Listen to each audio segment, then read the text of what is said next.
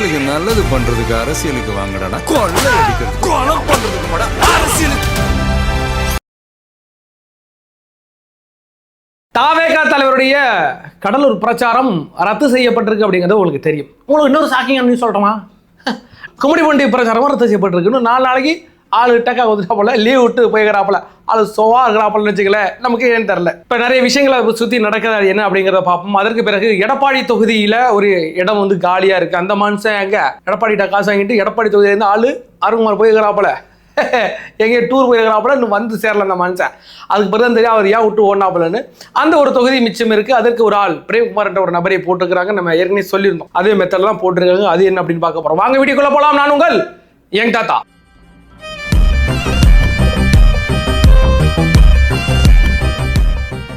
எங்களோட வீடியோக்களை பாருங்க, சேனலை சப்ஸ்கிரைப் பண்ணி வச்சுக்கிடுங்க, லைக் பண்ணுங்க, கமெண்ட் பண்ணுங்க, ஷேர் பண்ணுங்க. அப்படிதான் எல்லாம் சொல்லிட்டு பாருங்க. சரி விடுங்க, என்னவோ பண்ணிட்டு போங்க.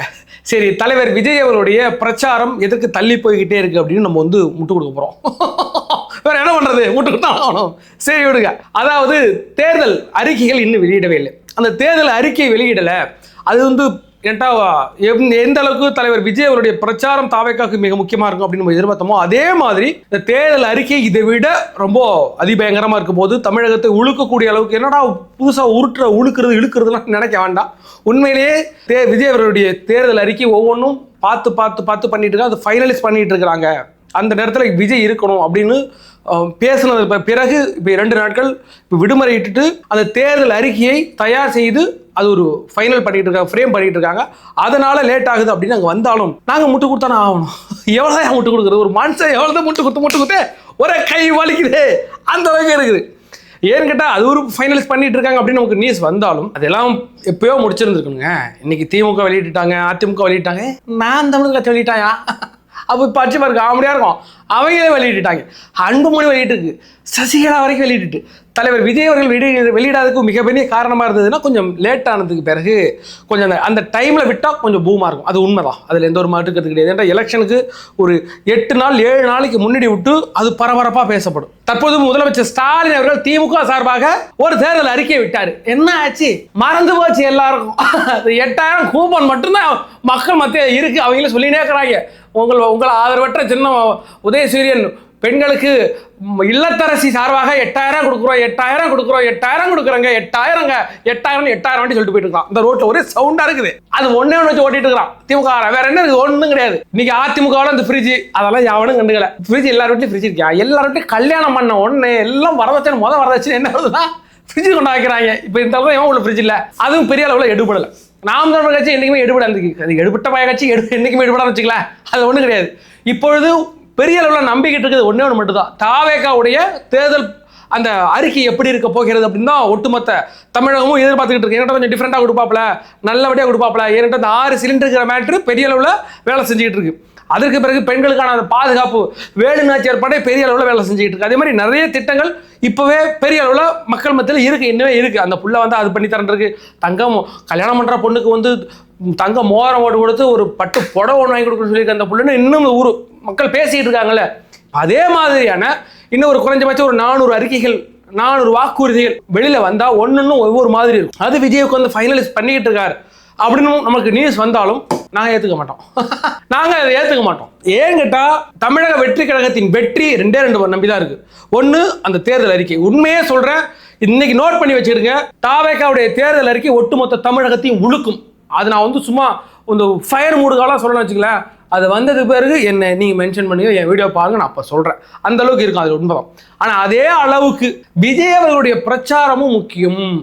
ஏன்னு கேட்டிங்கன்னா இடையில நம்ம குளத்தூரில் அங்கெல்லாம் பண்ணதெல்லாம் எவ்வளோ டம்மியாக இருந்துச்சு, நம்மள டிசப்பாயின்மெண்ட்டாக இருக்குது அப்படின்னு சொல்லி. அதற்கு பிறகு நெல்லையில் ஒரு பிரச்சாரம், அதில் அவர் பேசுகிற ஸ்பீச் எப்படி தெரியுமா, அந்த ஸ்பீச் லெவலுக்கு அடுத்தடுத்து கொடுப்பாரு நம்ம எதிர்பார்த்தோம்.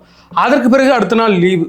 அப்புறம் அதுக்கு பிறகு நேற்றுக்கு வந்து காரைக்குடி வந்தாப்புல, காரைக்குடி வந்து ஒரு ரவுண்டு போட்டு கும்பிடு போட்டு போயிட்டாப்புல. அதுவே பெரிய டிசப்பாயின்மெண்ட் தான்.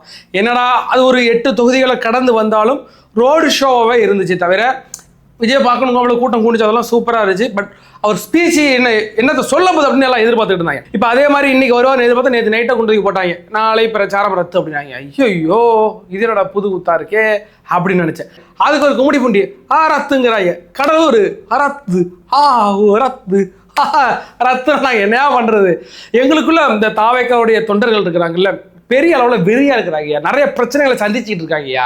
உண்மையாக சொல்கிறேன், என்னுடைய நிறைய நட்பு வட்டாரங்கள் என்னமா சொல்கிறாங்க, நான் ஸ்டேட்டஸ் வைக்க பயமாக இருக்கு, திடீர்னு அவங்க சைட்லேருந்து ஃபோன் பண்ணுது. இப்போ என் நண்பர் ஒருத்தர் சொல்லியிருந்தாரு, அவங்க ஸ்டேட்டஸ் வச்சுருந்துருக்கான், முந்தின நாள் இதில் பேசுனது, நெல்லையில் பேசுனதை எடுத்து ஸ்டேட்டஸாக வச்சுருந்துருக்கலாம். திமுக எம்எல்ஏ சைட்லேருந்து ஒரு சின்ன சின்ன, அவங்கன்னா அவர் எம்எல்ஏ கிடையாது, அவருடைய ஆதரவாளர் இருக்கிறப்பலே எங்காலும் நின்று இருக்கிறாப்புல நீ இப்படி வச்சா ஆகும்னு ஒரே பெரிய பிரச்சனை, அதனால டெலீட் பண்ணிட்டேன். எங்கே அவங்க அப்பாவுக்கு ஃபோன் பண்ணி சொல்லிக்கிறாங்க. இதே மாதிரி தமிழ்நாடு முழுக்க ஒரு ஸ்டேட்டஸ் வைக்கணும்னா, வாட்ஸ்அப்பில் ஸ்டேட்டஸ் வைக்கணும்னாலோ, ஃபேஸ்புக்கில் ஸ்டேட்டஸ் போனாலோ பயப்பட வேண்டியா இருக்குது.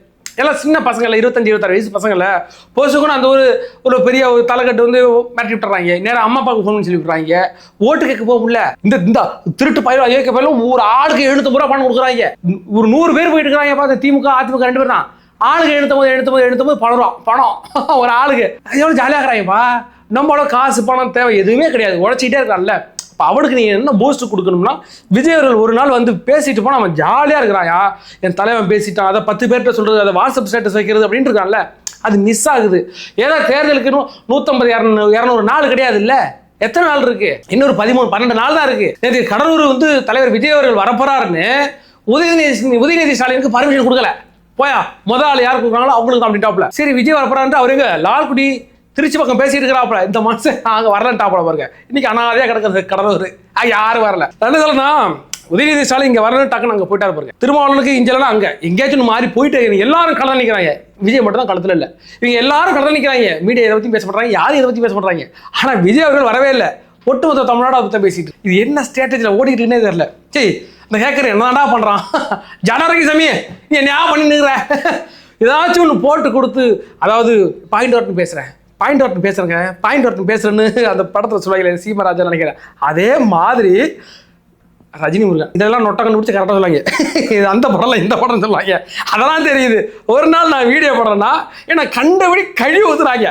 எங்கேயா போகிற, திமுக காசு வாங்கிட்டியா அன்றைக்கு வந்து கேட்குறான், இன்னும் புடுக்கிற வேலையா தாத்தா உனக்கு கேட்டுட்டான், எனக்கு அசிங்கமாக வச்சு அப்படி பேசுகிறாங்க. நம்ம தலைவர் 2 நாள் ஆள் வெளில வர்ற, ₹1 கேட்க மாட்டான். வந்து சொல்லுவாங்க, என்னடா என்னை பற்றி நீ தப்பாக திட்டிட்ட, நீ 200 ரூபா ஊப்பியா மாறிட்ட அப்படின்னு சொல்லுவாங்க. அதான் ஃபைனலாக ஒன்று பெருசாக வளர்த்த வேண்டியதில்லைங்க. அதாவது இன்னும் எலெக்ஷனுக்கு கொஞ்சம் நாள் தான் இருக்குது. நான் என்ன சொல்லியிருக்கேன், தாவேக்காரோட பிரச்சனைகள் நம்ம இப்போ பற்றி பேசவே கூடாது. அது எலெக்ஷன் முடிஞ்சு பேசுவோம். ஏன்னா சின்ன சின்ன விஷயங்கள் கூட யாருக்கும் ஒரு ஆளுக்கு ரிஃப்ளெக்ட் ஆகும். சும்மா நான் பேசுகிற விஷயத்த பார்க்குறவன் கொஞ்சம் அப்படியே மனசோர்வு அடைஞ்சிட்டாலே நமக்கு ஒரு ஐயோ அப்படின்னு மனசோர்வு அடைஞ்சாலே நான் ஏற்றுக்க, அதுக்கு நான் காரணமாக இருக்கக்கூடாதுன்னு நினைக்கிற ஆள். பட் இது வந்து கண்டினியூஸாக நடக்குது இல்லை. சரி இப்போ 2-3 நாளாக நடந்துகிட்டு ஒன்று, அப்புறம் அடுத்து ஒன்று. நம்ம ஏற்கனவே சொல்லலாம், தலைவர் விஜய் அவர்கள் 25 நாள் களத்தில் நிற்க போகிறாரு. ஒட்டு மொத்த தமிழ்நாடு உட்காந்து அலற போதுங்க, வேற லெவலில் இருக்கும் போது நான் தான் பெருசாக பேசிக்கிட்டு இருந்தேன்.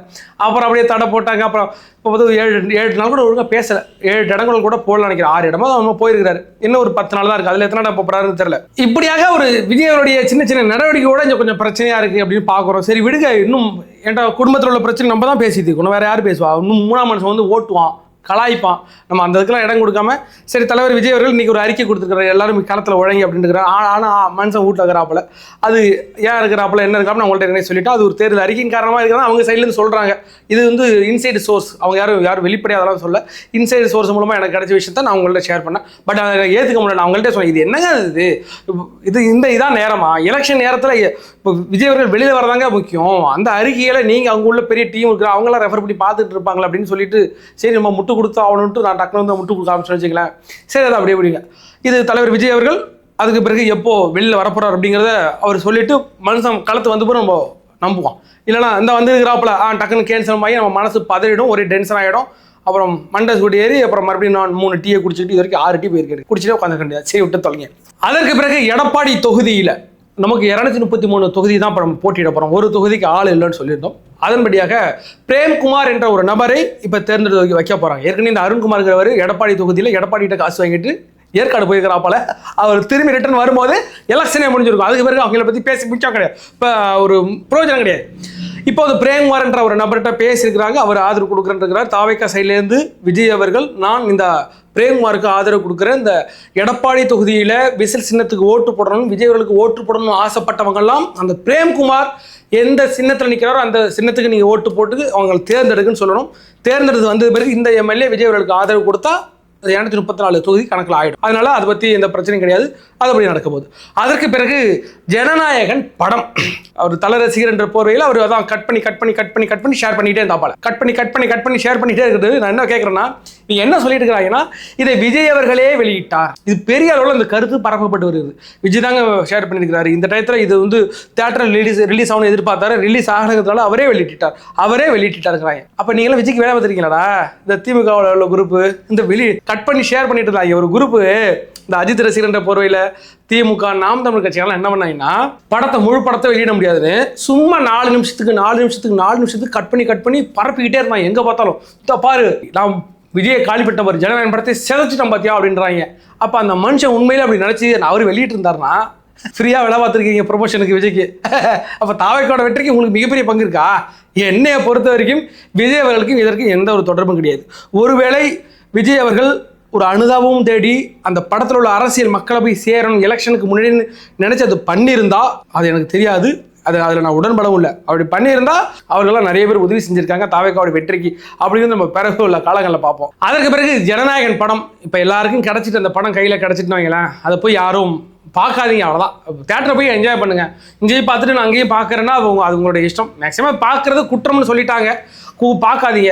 குற்றம்னு தெரிஞ்சும் நம்ம சாட்டை பார்த்துட்டு ரிவ்யூ போட்டிருக்காப்புல, அவரை என்ன பண்ண போகுது போலீஸு எனக்கு இன்னும் தெரியலையா? திமுக எடுத்துட்டுனா தான் கொண்ட வச்சு கேஸ் போடுவாங்களா? இப்போ ஜனநாயகன் படத்தை யாரோ பார்த்ததாக கூறி என்கிட்ட சொன்னாங்க, அதை பற்றி நான் ரிவ்யூ போடுறாப்புல.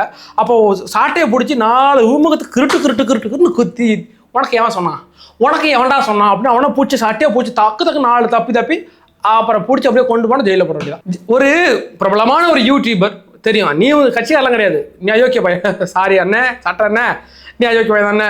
அப்போது உனக்குள்ள ஒரு ரெஸ்பான்சிபிலிட்டி இருக்கும்ல. ஒரு படம் வந்து என்னதான் விஜய் மேலே உனக்கு எவ்வளவு கோபம் இருந்தாலும் சரி, அந்த படம் பல கோடி ரூபா 500 கோடி ரூபாய்க்கு மதிப்பான ஒரு படத்தை எடுத்து ஒருத்தன் போட்டிருக்கானா அதுலேருந்து ஒரு கண்டன குரல் வரணும்ல. ஒரு கட்சியிலேருந்து இருக்கிறன்னா ஒரு கண்டன குரல் வரணும். என்னதான் இருந்தாலும் ரஜினிக்கு அவ்வளோ வன்மம் இருக்கும் விஜய் மேலே. நேற்று பேர் நைட்டு போட்டுட்டாப்பல, இதெல்லாம் தப்புங்க அப்படின்னு. நம்ம கமலஹாசன் மேலே எனக்கு அவ்வளோ மாற்று கருத்து இருக்குன்னு வைங்களேன். நேற்றுக்கு போட்டாப்புல. இது வந்து ரசிகர்கள் இதுக்கு தக்க பதிலடி கொடுக்கும் விதமாக இந்த படத்தை நீங்கள் ஓட வைங்க. ஏன்ட்டா அந்த மனுஷன் அந்த விஷயத்தில் கொஞ்சம் பிரச்சனையாக இருக்காப்புல. விசுவம் படம் வரும்போது இதே பிரச்சனை வந்துச்சு இல்லை, அந்த மனுஷன் அவர் ஃபீல் பண்ணுறாப்புல சொல்லிக்கிறாப்புல. நிறைய பேர் போட்டுருக்காங்க. ஒரு கட்சியின் இல்லை ஒரு 2ஆம் கட்ட தலைவர்கள் உங்களை மதிக்கிறாரு. படா நீங்கள் என்ன பண்ணீங்க? படத்தை வந்து ரிவ்யூ போடுறதா யூடியூப்ல? இதுதான் உங்களுடைய ஒரு கட்சியோட ஜனநாயகமா? இப்படிப்பட்ட அயோக்கிய பேரெல்லாம் குத்திக்கு வீசிட்டு போயிட்டே இருக்கணும்யா. நீ படத்தை திருட்டுதனமா பார்த்தது கூட தப்பு கிடையாது. அதை கொண்டாந்து எங்கள்கிட்ட ரிவ்யூ போடுற பாரு, படம் ரிலீஸ் ஆகிறது முடியும். அப்போ நீ எம்மா ஆளா இருந்து போறா? இவங்க இந்த புத்திக்காரங்க நம்ம தெரிஞ்சது பேருக்கு அவங்கள பற்றி திட்டிக்கிட்டு நேரம் வேஸ்ட் பண்ணி உங்களுக்கு ஒரு 14 எம்பியில் வேஸ்ட் ஆயிருக்கும். எனக்கு தொண்டை வச்சு எனக்கு ஒரு அப்லோடு 14 எம்பி வேஸ்டாக இருக்கு, எல்லாமே வேஸ்ட். அதை பற்றி நம்ம பேசாமல் அதற்கு பிறகு கடைசியான ஒரு கன்க்ளூஷனுக்கு வர வேண்டிய சூழ்நிலையில் நம்ம எட்டப்பட்டிருக்கிறோம். அதாவது விஜய் அவர்கள் களத்தை விட்டு வரலை அப்படிங்கிறது இன்னைக்கு நிறைய ட்ரோல் ஆகிட்டு இருக்கு.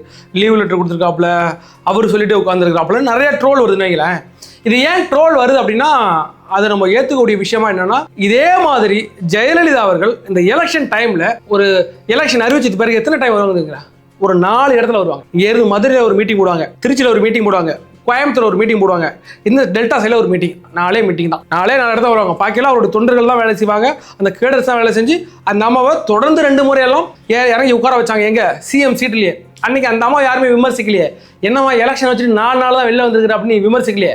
ஏன்டா அவங்க அந்த இடத்துல போய் உட்கார்ந்தாங்க. கேட்டா அந்த அம்மா வரவே தேவையில்லையா, அம்மா பேரை சொன்னாலே ஓட்டு விடுன்ற அந்த இடத்த அவங்க தக்க வச்சாங்க.